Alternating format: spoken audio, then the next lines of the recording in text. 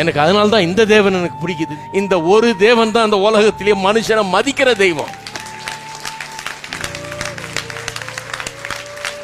மனுஷனை மதிக்கிற தெய்வம் எங்க?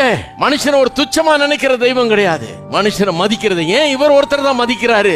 ஏன்னா இவர் தான் சிருஷ்டித்த தெய்வம்.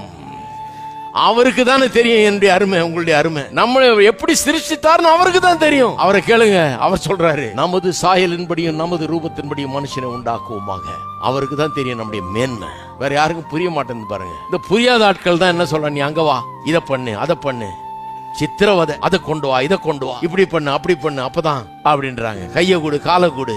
இந்த தெய்வம் என்ன எதுவும் கொடுக்க சொல்ல, என்ன தெரியுமா கொடுக்குறாரு? அவர் தன்னையே கொடுக்கிறாரு எனக்காக.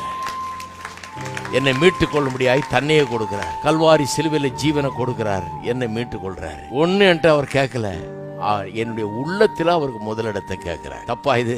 இது ஒண்ணுதான் கேட்க